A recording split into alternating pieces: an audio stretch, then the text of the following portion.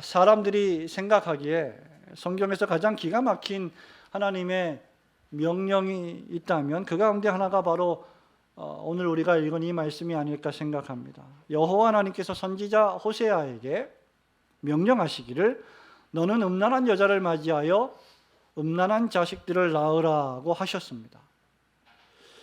호세아 선지자는 주전 722년 북이스라엘이 아수르 제국의 침략을 당해 거의 멸망 직전에 놓인 시대와 남유다 왕국이 근근히 바벨론 침략에 맞서 싸우다가 멸망을 당하기 직전에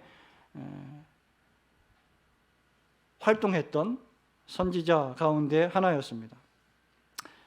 멸망당하기 전 약 30년 동안 북이스라엘의 왕국은 음모와 반역과 암살로 말미암아 대단히 혼란스러웠고 그로 인해서 왕이 무려 6명이나 바뀌었습니다. 정치 권력은 불안했고 백성들은 겨우 100여 년 전에 위대한 하나님의 선지자들 엘리야와 엘리사가 싸워서 물리쳤던 이방 나라의 우상신인 바알신을 다시 숭배하기 시작했습니다.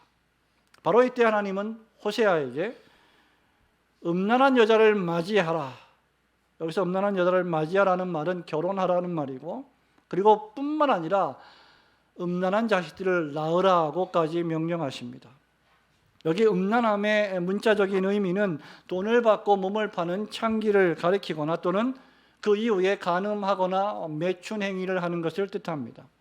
선지자에게 창기에게 결혼하라 또는 앞으로 정조를 저버리고 간음을 행할 여인과 결혼을 하라. 이 말씀이 여러분 상식적으로 납득이 되십니까? 이것보다 더 당황스러운 명령이 없을 것입니다. 그런데 놀라운 것은 선지자 호세아가 이 하나님의 명령에 순종한다는 것이죠. 이 선지자 호세아의 마음이 어땠을까? 어떤 마음으로 이 명령에 순종했을까를 생각해 봅니다. 사람의 인생에 있어서 가장 찬란하고 행복하고 기쁜 순간이 있다면 여러 가지가 있겠지만 그 중에 하나가 무엇일까요? 바로 결혼입니다. 사랑하는 남녀가 서로 결혼하는 순간이야말로 정말 행복한 순간이 아닐 수 없을 것입니다. 그것은 결혼한 지 30년 됐든 20년 됐든 지금 막 결혼했든 그 순간을 회상해 보면 정말 설레이고 행복한 순간이었을 것입니다. 사랑하는 연인이 서로 결혼 날짜를 잡고 집을 정하고 살림살이를 둘러보고 결혼식장을 찾아보고 사진을 찍는 일련의 사건들을 통해서 사랑을 느끼고 함께 살 행복감을 미리 맛보게 됩니다. 마침내 결혼식 당일날 양가 부모님들과 친구들이 친척들이 한자리에 모여서 결혼하고 있는 신랑과 신부의 앞날을 축복해 줍니다. 이 순간만큼 행복하고 즐거운 시간은 없을 것입니다. 더욱이 신자의 결혼은 같은 믿음을 지니고 신앙 안에서 하나님을 섬기며 하나님을 경외하며 교회와 주님의 복음을 위하여 거룩히 섬기려고 서약하는 예식입니다. 바울은 그래서 고린도서 6장 14절에서 믿지 않는 자와 멍에를 함께 매지 말라고 명령할 정도였습니다. 신자의 결혼은 이렇게 중대하고도 행복해야만 하는 일생일대의 사건입니다. 그런데 놀랍게도 오늘 여호와 하나님께서는 선지자 호세아에게 음란한 아내를 취하라고 명령하십니다.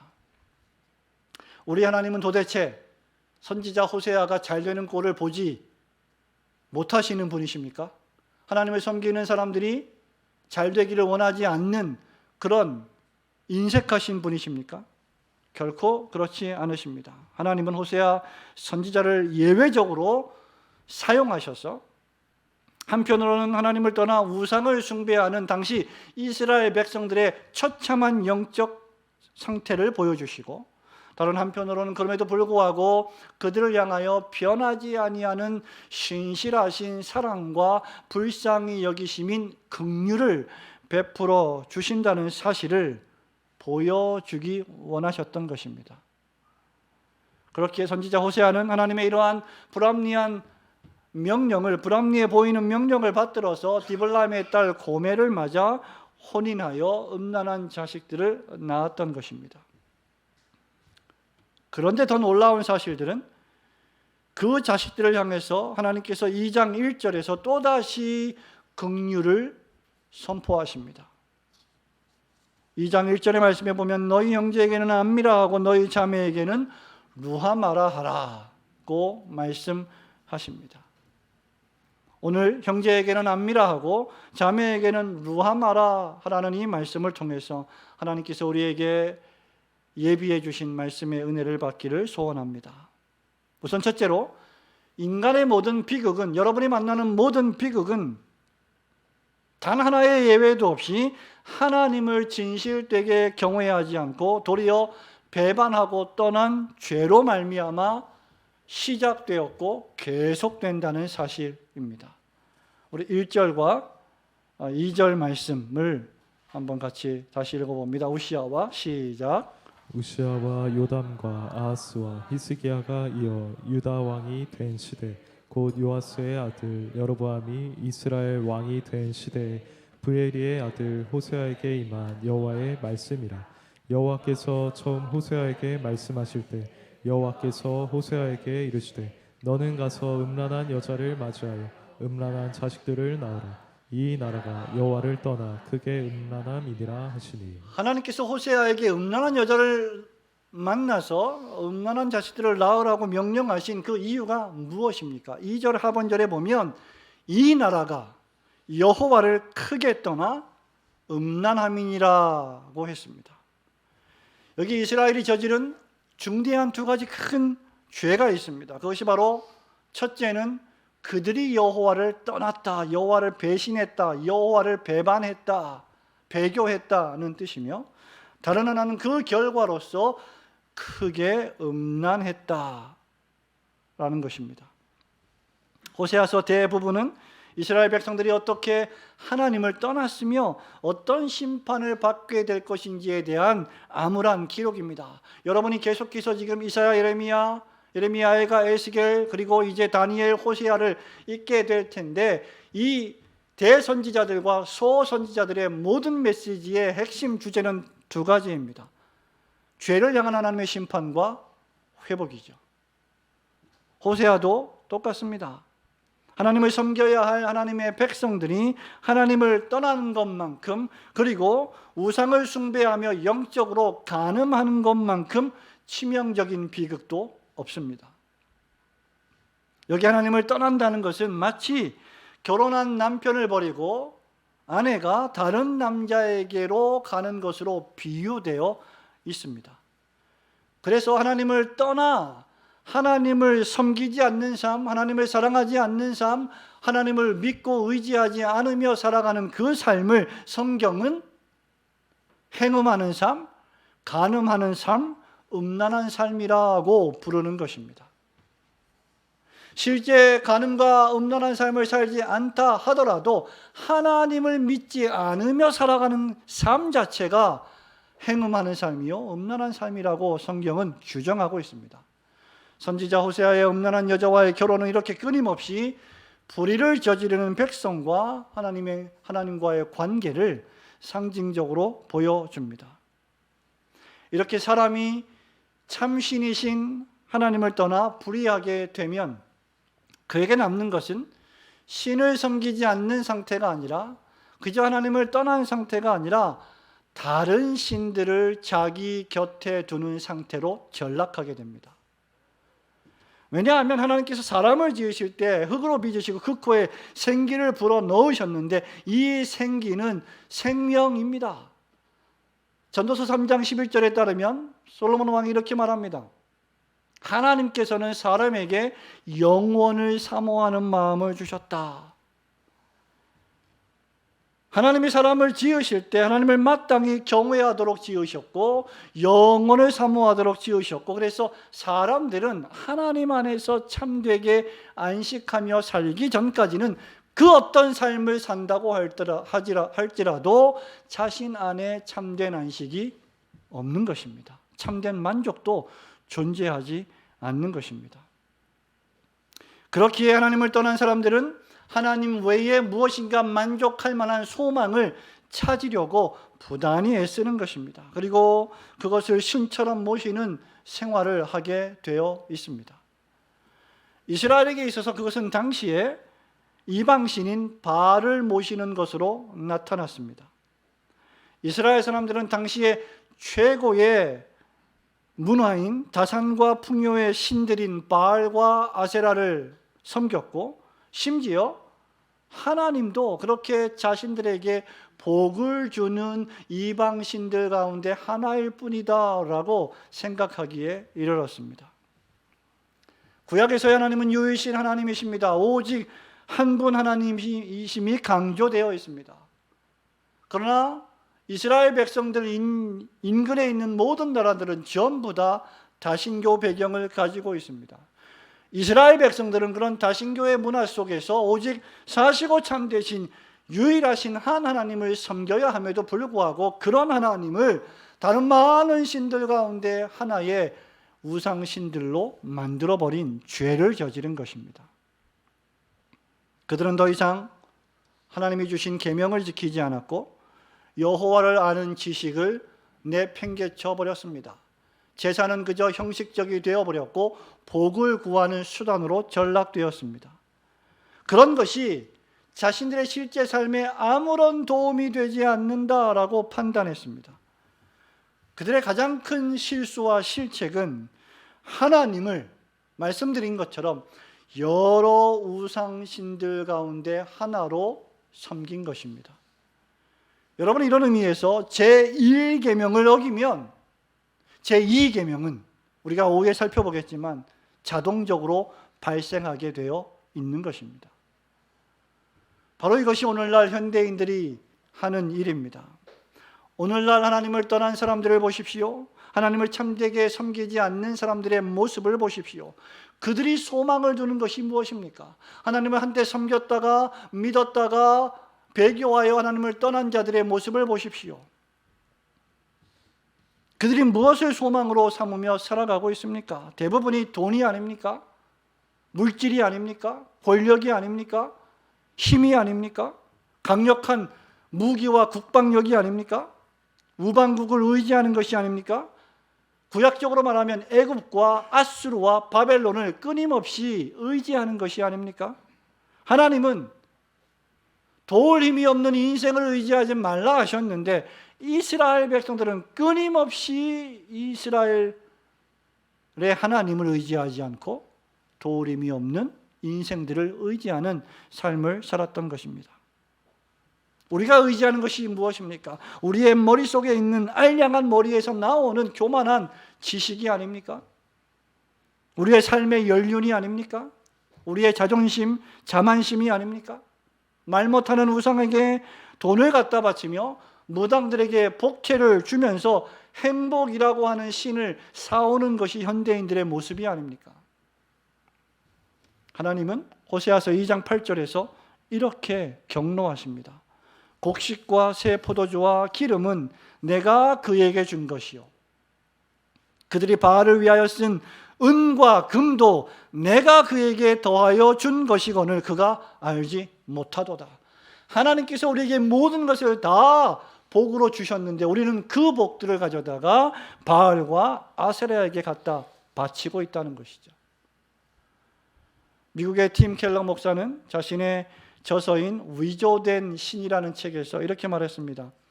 좋은 것일수록 우상이 되기 쉬운데 당신에게 꼭 필요하고 좋은 것을 하나님 자리에 앉힐 때 끔찍한 악을 낳는 영적 중독이 시작된다 라고 말했습니다.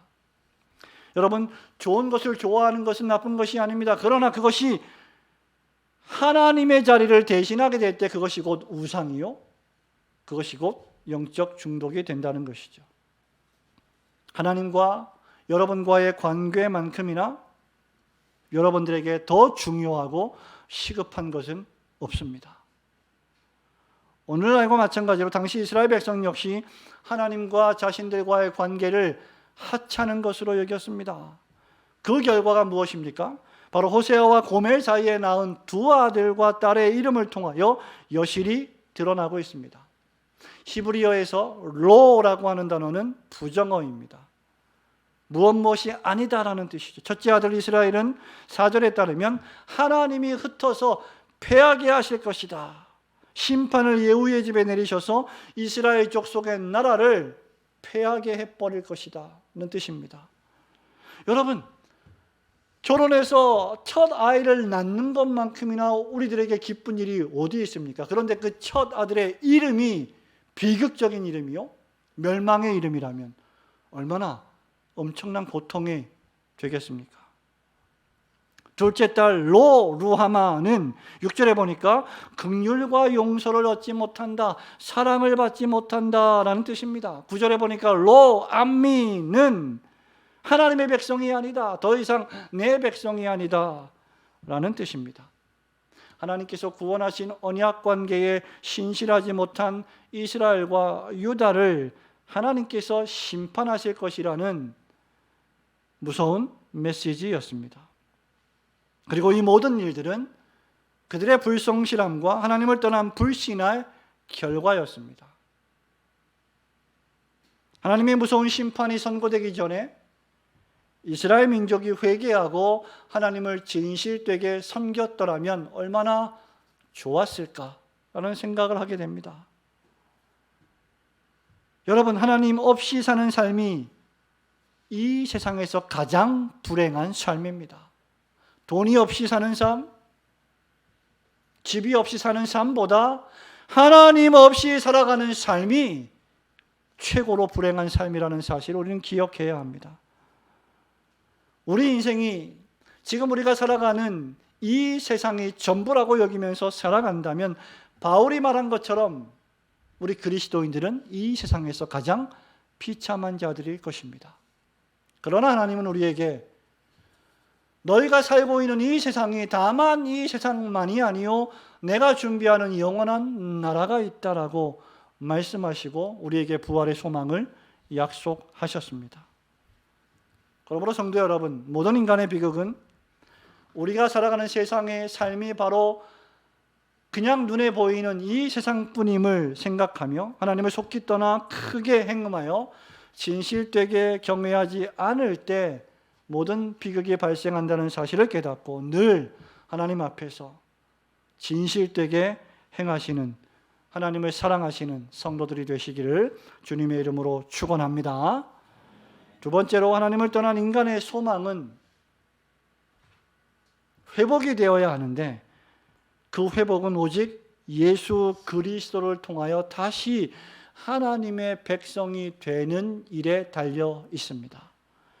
여러분, 10절과 11절 말씀을 한번 다시 보겠습니다. 그러나 이스라엘 자손의 수가, 시작. 그러나 이스라엘 자손의 수가 바닷가에 모래같이 되어서 헤아릴 수도 없고 셀 수도 없을 것이며 전에 그들에게 이르기를 너희는 내 백성이 아니라 한 그곳에서 그들에게 이르기를 너희는 살아계신 하나님의 아들들이라 할 것이라.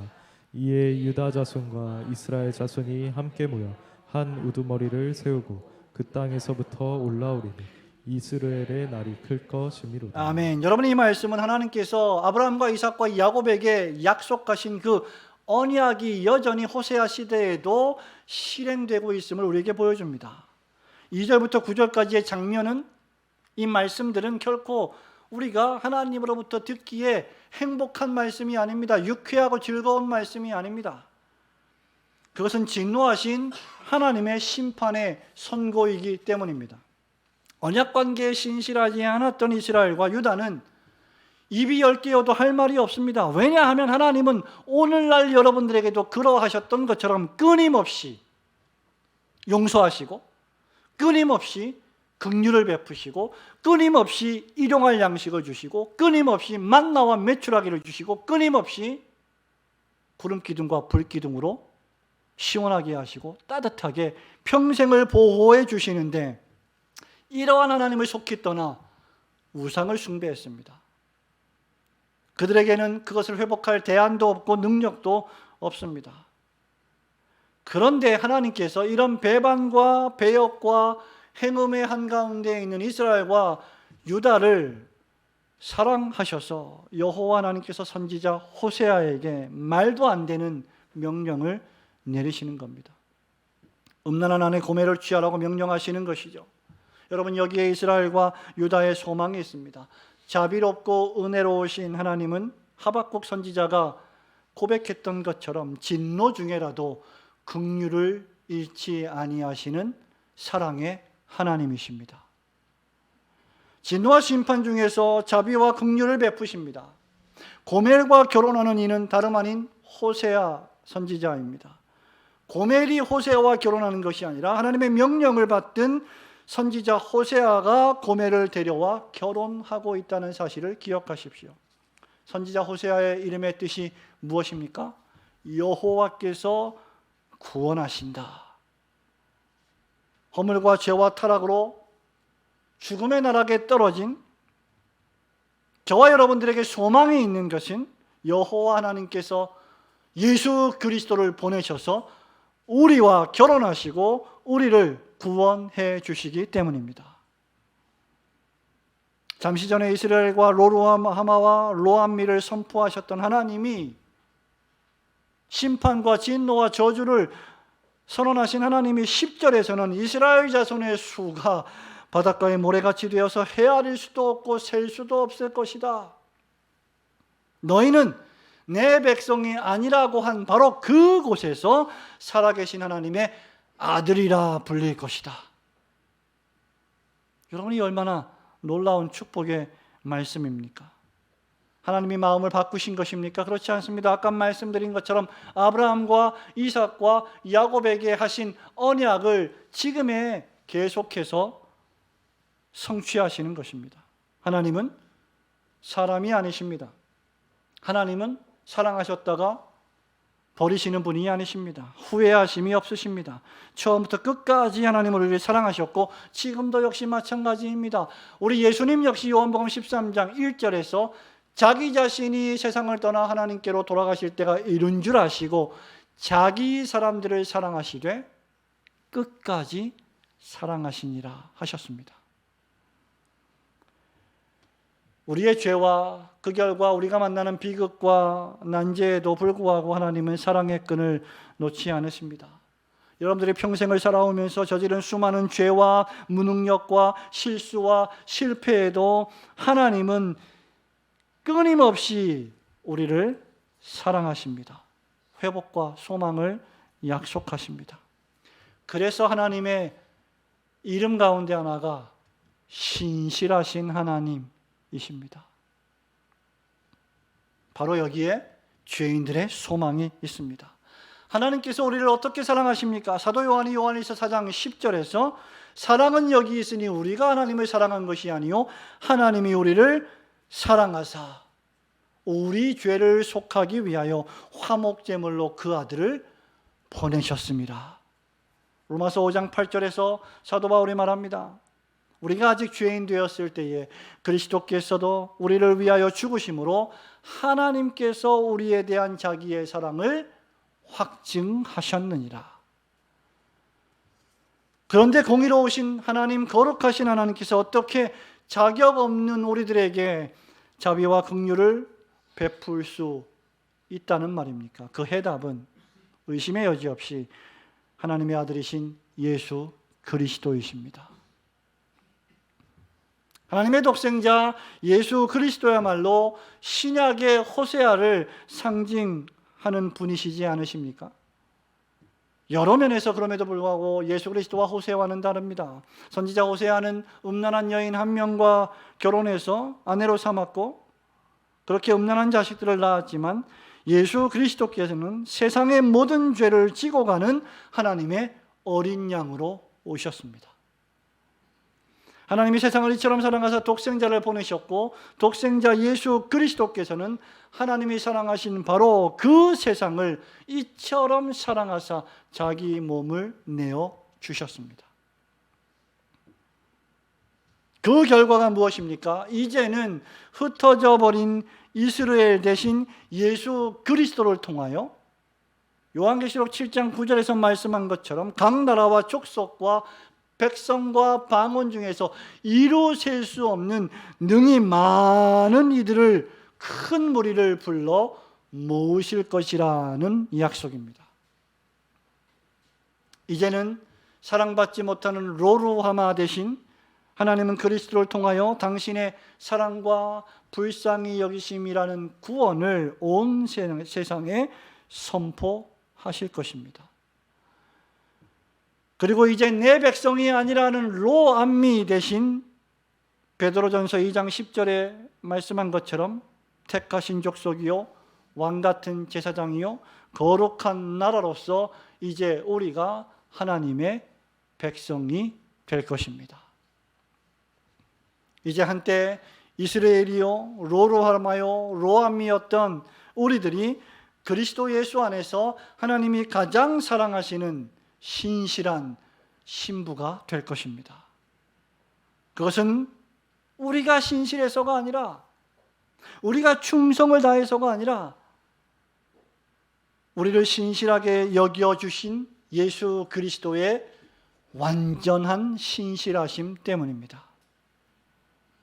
하나님의 완전한 사랑을 독차지하셨던 하나님의 아들 예수 그리스도께서 아버지 하나님으로부터의 그 사랑을 스스로 포기하시고 우리 대신 십자가에서 징벌과 고난과 죽음을 맛보셨습니다.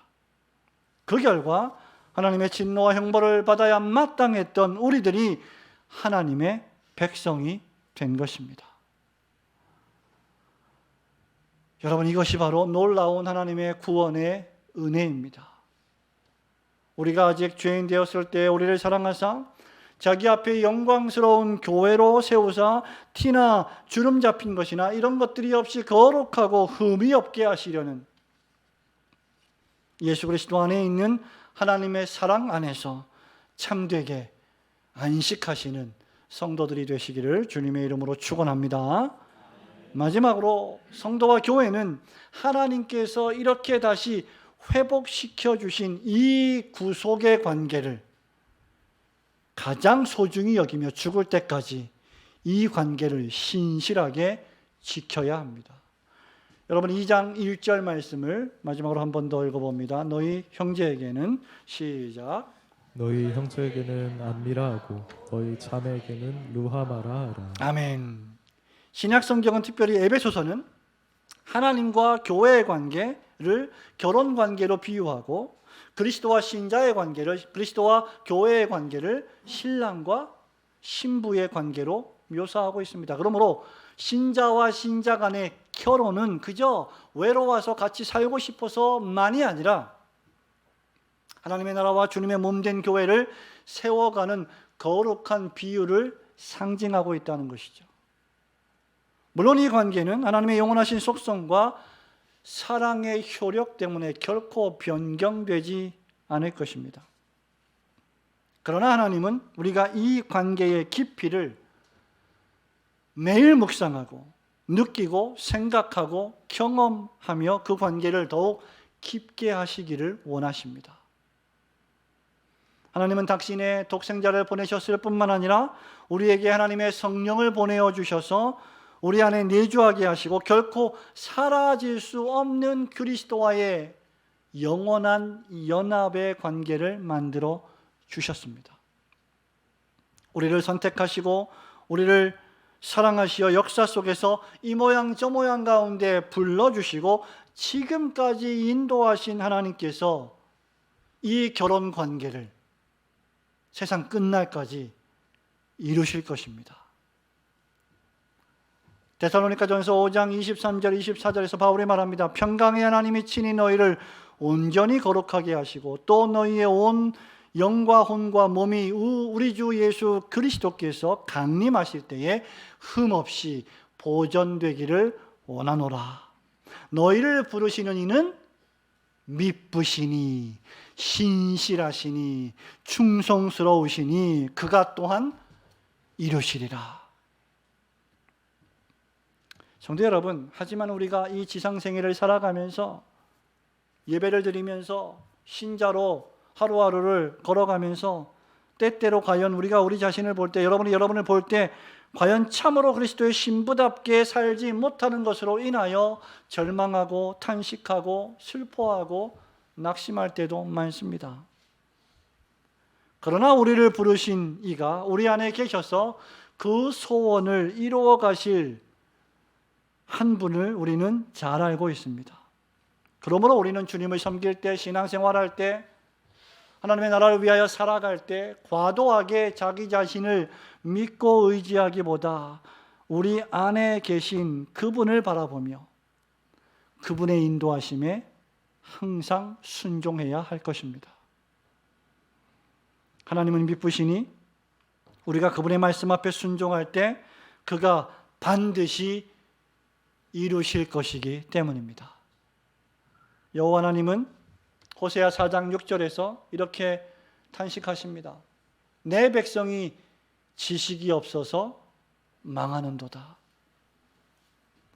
또한 하나님은 선지자 입을 빌려서 호세아 6장 6절에 나는 인애를 원하고 제사를 원하지 아니하며 번제보다 하나님을 아는 것을 원하노라. 마음 없는, 진실함이 없는 종교적인 그런 제사 행위보다, 진실한 마음을 들이지 않는 천천의 순양보다, 만만의 제물보다 하나님은 회개하고 주님 앞에 자신의 삶을 바쳐드리는 심장을, 그 마음을 더 기뻐하신다는 것입니다. 그러므로 하나님을 아는 것이란 학식이나 책을 읽고 아는 그런 정보로서의 지식이 아닙니다. 여기 지식과 하나님을 아는 것은 하나님의 율법과 그 율법을 주신 하나님 앞에서의 신실한 태도를 가리키며 그것은 여러분의 마음에서 나오게 됩니다. 전도자는 잠언에서 잠언 9장 10절에서 이렇게 말합니다. 여호와를 경외하는 것이 지혜의 근본이요 거룩하신 자를 아는 것이 명철이니라 라고 할 때 여기 아는 것도 동일한 단어가 사용되었습니다. 그러므로 여러분은 아셔야 하는데, 지식이 있어야 하는데, 참된 지식이란 무엇입니까? 하나님이 나를 사랑하시어 하나님의 백성 삼아주신 그 사랑의 관계를 깨닫고 그 하나님과의 깊은 사랑의 초청에 응하며 매일매일 특별히 하나님께서 안식하신 날 그리스도 예수 안에서 기뻐하고 즐거워하는 삶을 살아가는 것입니다. 이런 의미에서 여러분의 신앙은 개인적이며 동시에 공동체적입니다. 우리는 개인적으로 신앙생활하며 동시에 우리는 하나님을 사랑하는 백성들과 함께 예배하는 것입니다.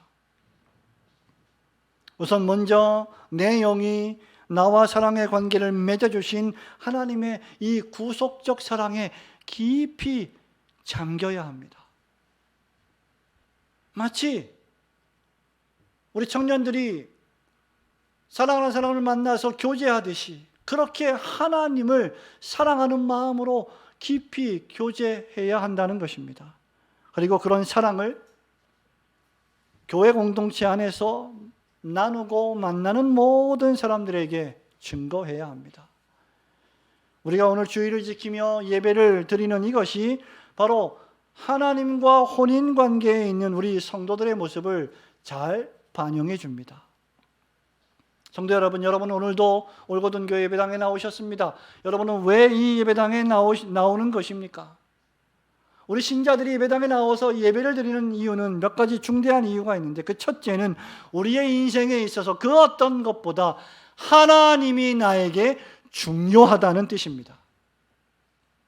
그리고 둘째로 그 하나님께서 나에게 명령하신 그 계명 가운데 안식일을 기억하여 거룩히 지키라는 그 계명이 나에게 소중하다는 의미입니다. 그리고 마지막 세 번째 이유는 하나님이 구원하여 주신 하나님의 백성들인 성도들이 세상의 그 어떤 친구들보다 내게 가장 소중하다는 것입니다. 이것이 바로 우리를 회복시켜 주신 구속의 관계를 가장 소중히 여기며 신실하게 지켜내는 방법입니다.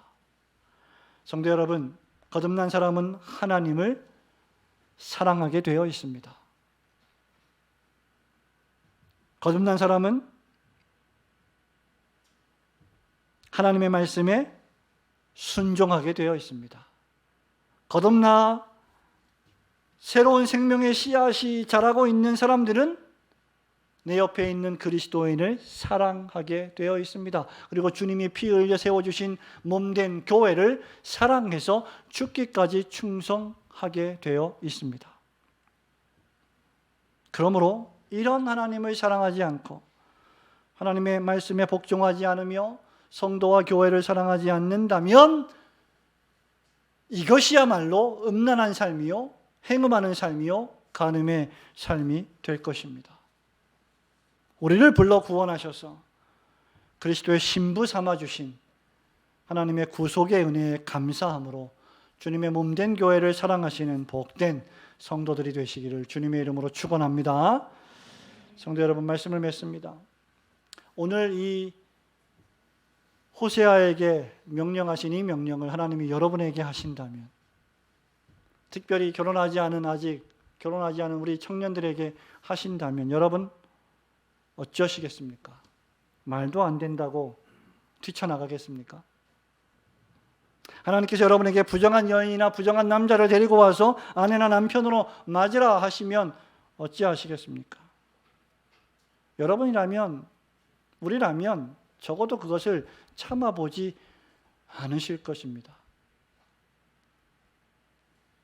그런데 하나님은 그것을 다 참으시고 그렇게 배은하고 그렇게 망덕하고 그렇게 음란하고 그렇게 순간순간마다 하나님을 떠나 불신앙적으로 살아가는 우리들을 용서하시고 또 사랑하십니다.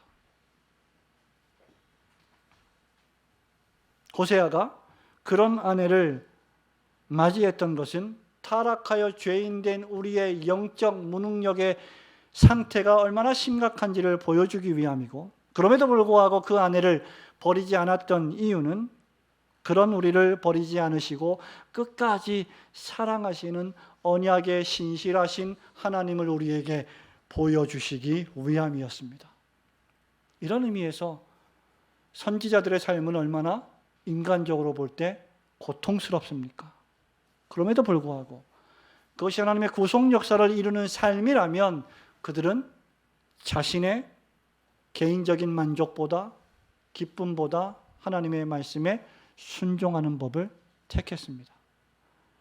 신앙생활이란, 교회 생활이란, 신자로서의 사회 속에서의 삶의 생활이란 결코 내가 잘해서 내 생각대로 움직여서 잘 되는 것이 결코 아닙니다. 하나님이 끊임없이 여러분을 용서하시고 끊임없이 사랑해 주시는 그 하나님의 크신 사랑이 여러분 개인을 덮고 있기 때문에 여러분이 숨쉬며 살아가고 있는 것입니다. 하나님께서 우리를 로암미라 부르지 아니하시고 암미로 부르시며 로루하마라고 부르지 않으시고 루하마로 불러주시기 때문입니다. 고멜을 향한 호세아의 집요한 사랑은 우리를 향하신 하나님의 집요한 사랑을, 그 사랑의 열심을 보여줍니다. 인간의 사랑은요, 불완전하고 연약해서 깨지는 경우도 있고 지치는 경우도 있습니다. 고통스러운 경우도 있습니다. 놓고 싶고 포기하고 싶은 경우도 있습니다. 그러나 하나님의 사랑은 결코 그리스도 안에서 여러분을 포기하는 법이 없으십니다. 우리가 스스로 불행해지려고 발버둥 치는 사람들이 아니라면 우리를 찾아오시는 이 하나님의 사랑의 초청을 여러분은 가장 귀하게 여기시고 여러분 마음속에 간직하셔야 합니다. 독생자를 보내셔서 우리를 죽음 가운데서 살려내시고 하나님의 영을 보내셔서 우리에게 풍성한 은혜와 능력을 베풀어 주시는 그 하나님의 사랑의 바다에 푹 잠겨서 항상 감사하며 기뻐하며 살아가시는 성도들이 되시기를 주님의 이름으로 축원합니다. 아멘.